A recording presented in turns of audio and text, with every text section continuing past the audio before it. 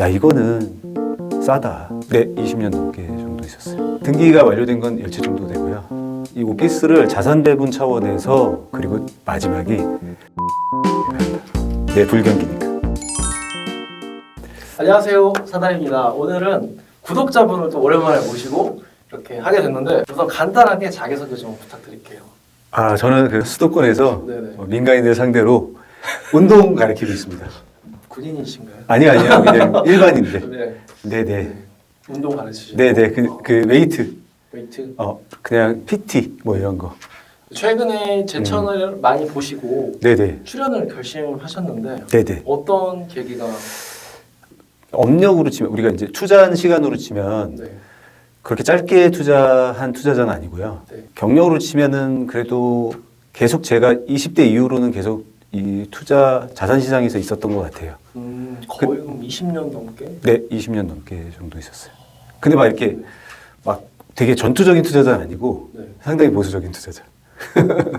보수적인 투자자신데 몇 채를 구입하셨다 했죠? 저는 일단 아직 지금 등기가 완료된 건 10채 정도 되고요. 그러면 더 있다라는 말씀? 네네, 지금 진행 중인 거. 그러니까 가계약금 들어가고 아직 본계약을 안 끝난 것들 좀 있고요. 아니 일단 들어보니까 네네네. 기본적으로 자산이 좀 되시는 것 같아요. 아, 저는 이제 저는 회사를 다녀본 적은 없고, 네. 그러니까 일찍 결혼도 했고, 네. 남들보다 결혼도 일찍 했고, 아이도 일찍 낳고, 자기 사업을 좀 일찍 해서 남들보다는 좀 빠르게 자리를 잡았던 것 같습니다. 그러니까 얼핏 듣기로 주식 투자도 많이 하신다고? 이게 자기가 이제 뭐 주식쟁이다, 부동산만 한다, 이런 건 아니고, 네. 저는 그냥 싼 건 다 하는 것 같아요. 그러니까 제가 제일 반가운 게 뭐냐면 네네. 주식쟁이들이 네. 야 오피스텔 싸다. 음. 다른 사람들이 인정을 줬을 때 그게 저는 제일 반가운 것 같아요. 아, 네네네네. 왜냐면 저희는 이제 항상 가치평가를 하는 사람들이니까요. 네.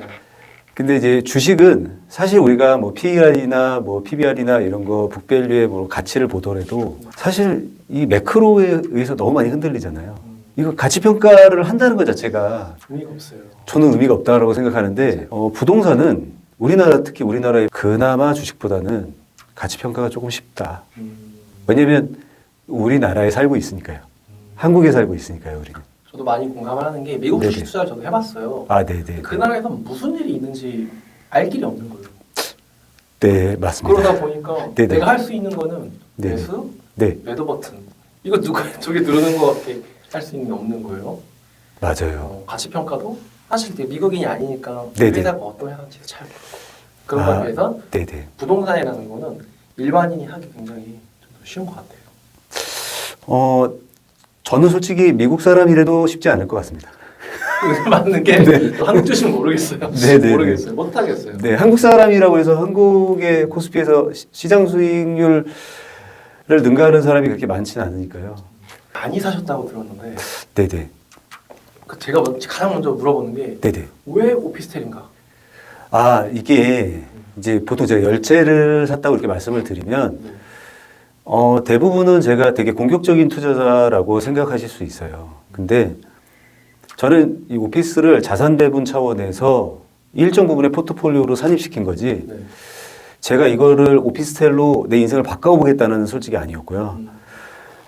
지금 제가 바라보는 뷰는 우리가 이제 미시적인 관점과 거시적인 관점 두 가지를 보면, 미시적인 건 가까이 있는 거잖아요. 지금 자산시장은 금리가 너무 오르고 인플레가 너무 심해서 자산시장, 우리가 실물 자산시장 말고요, 금융자산시장, 우리 주식이나 채권이나 이런 부분들에 대해서 우리가 지금 들어가기에는 솔직히 좀 쉽지 않지 않나. 매크로 환경이 너무 안 좋으니까. 막 미중 무역전쟁, 막 사이도 별로 안 좋고, 우크라이나는 전쟁 중이고, 러시아랑 전쟁 중이고, 또 금리는 인플레이션이 안 잡히다 보니까 금리는 계속해서 올라가고, 그러면 자산시장에서 좋을 리가 없거든요. 근데 우리는 현금으로 갖고 있기에는 인플레이션이 또 너무 심하다 보니까 현금을 계속 놓고 있잖아요. 네. 그래서 제가 정말로 많이 고민을 너무 많이 했던 것 같아요, 이 부분이. 현금으로 갖고 있으니 명목으로 보면 그대로지만 실질로 보면 너무 많이 현금이 녹고 있고, 그래서 제가 아예 아무 포지션도 없이 그냥 현금으로 가지고 있었던 적이 있어요. 작년 9월인가 환율이 한 1,440원, 30원 요때 뚫을 때, 와, 그때 너무 좋았죠. 근데, 달러를 갖고 계셨나요? 네네, 달러 자산이었으니까. 근데 그때 저희가 이제 가족여행으로 괌을 갔어요. 예. 괌을 갔는데, 네 명의 식구가, 한 식구가 햄버거 집에서 밥을 먹는데, 그때 돈으로 한 12만 원 정도 나왔던 것 같아요. 네? 엄청 비싼데요? 근데 아직 공감이 잘 안 되시는데, 네. 저희가 괌에 가서 사실 그렇게 힘든 가정은 아닌데 네. 그래도 어느 정도 쓸 수 있는 소비 여력이 있는 집인데도 네. 갔는데 우리가 소비하는 데 있어서 부담이 많이 되더라고요. 물가가 네, 그만큼. 근데 그러고 나서 이제 1200원까지 올 초에 계속 빠졌잖아요. 그렇죠. 야, 이제 CPI랑 환율을 계산하면서 돈이 녹는 거를 원화로 보니까 야, 이제 장난이 아니구나. 그렇죠. 환율로 생각하면. 네네. 근데 자산시장에 들어가고 싶은데 주식을 바이더딥을 하고 싶은데 네. 바이더딥 할 수 있는 상황이 아닌 거죠. 뭐 리세션 온다고 하고 뭐 금리는 계속해서 올라가고 있고 그렇죠. 네. 그러다 보니까 아 이거 요번에 1,300원 정도 환율을 뚫었을 때 네. 평균 환율보다는 일단 높으니까 내가 갖고 있는 외화를 달러를 한국 포지션으로 갖고 오는데 이 포지션을 과연 내가 한국의 어떤 자산으로 환전하느냐가 저는 되게 중요했던 것 같아요. 어디에다 담을까? 네, 맞습니다. 그렇죠. 네네네네네.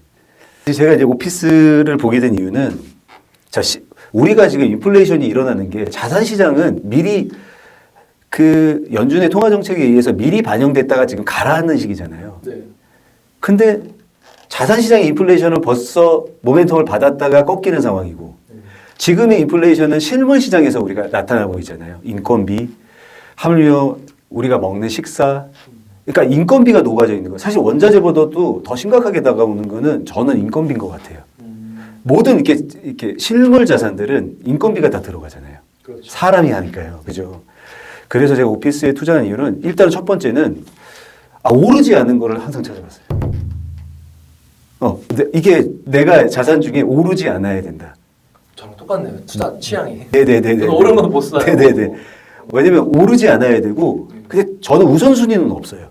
1번, 2번, 3번, 4번에 대한 우선순위는 없어요. 그냥 순차적으로 제가 먼저 얘기하는 거의 순서지 네. 어떤 게 중요하다는 아니에요. 그러니까 오르지 않아야 되고, 두 번째가 우량해야 된다. 네, 우량해야 된다. 그리고 우리가 실물 자산 투자할 때 실물은 항상 뭐가 있냐면 세월에 늙습니다. 실물이기 때문에. 그렇죠. 그래서 이게 시간이 지나도 늙어도 가치가 있는 것. 입지가 그렇죠. 네, 있지. 입지. 네. 그래서 제가 막 이렇게 부동산을 안 해본 사람은 아닌데 그 사다리님의 사실 그 영상을 보고 정말 그 공시지가를 찾아봤어요, 제가. 우리가 원가 분석을 할 때 토지도 보고요, 건축비도 보고요, 뭐 여러 가지 행정에 드는 유익 비용들을 다 보잖아요. 야, 이거는 싸다. 다시는 이 가격에. 네, 네. 더욱 놀라운 거는 강남의 준신축, 뭐 15년, 14년, 13년, 네. 요때 지은 오피스들은 그냥 그대로다.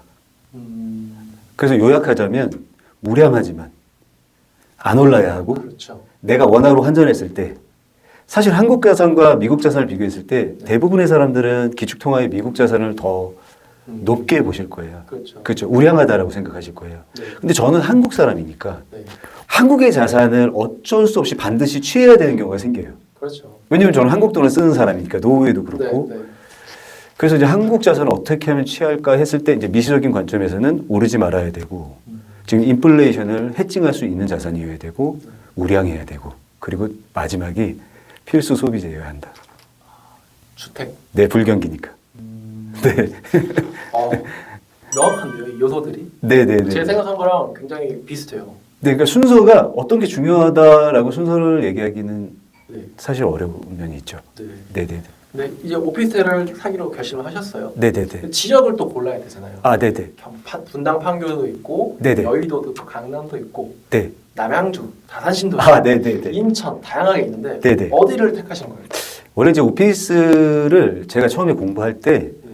이제 사다리님의 유튜브가 뜨기까지는 제가 이전에 원래 오피스에 관심이 좀 많았어요.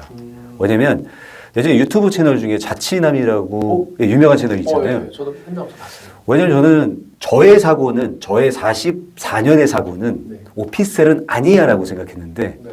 자취남이라는 프로그램을 보니까 어, 그 친구들의 사고는 다르다. 그렇죠. 우리의 사고가 다르다. 그리고 그 안에서 6평, 7평, 8평, 9평 되는 곳에서 나름의 행복이 있다. 잘 사는 거예요. 오피스텔 네, 살면서. 네, 네. 네. 나름의 행복이 있고 네, 그 네. 안에서의 컨텐츠가 있다. 그럼요. 저는 그걸 보고 제가 44년 동안 자산을 바라보는 관성적 사고를 깨는데 되게 도움이 많이 됐어요. 정말로. 저도 사실 오피스텔 투자할 때 네. 자취남을 많이 참고했어요. 아, 그래요? 아, 우리 임차인들이 이런 생각을 하고 있구나. 네, 맞습니다. 네. 이런 데 사는데 이런 이유 때문에 여기 왔구나. 아, 맞습니다. 공부 많이 되더라고요. 네, 네, 네, 네, 네. 그래서 저는 이제 오피스를 막 이렇게 검색을 하다가 이제 이 검색 그 로직에 따라서 이제 뜨잖아요. 네. 그래서 이제 사다리님 TV도 많이 보고 했어요. 봤는데 저랑 생각이 비슷했고 제가 공감하는 부분들이 많았고 사실 그 안에서의 세세한 메커니즘은 사실 저는 몰랐어요. 뭐 전기가 중요한지 수도가 중요한지 자주식이 중요한지 기계식이 중요한지 세대가 중요한지 준시축이 중요한지 아무것도 몰랐는데 그냥 책 한 권에 다 나와 있더라고요. 아, 그렇죠. 네네. 제가 책을 너무 잘 써가지고 후회가 돼요. 어, 강의를 좀 해서 네네. 알려드려야 되는데 네네. 책에 다 풀어버려가지고 제가 사실 오늘 익명이 아니고 네. 제 얼굴을 이제 공개한 이유도 네. 저는 뭐 학폭을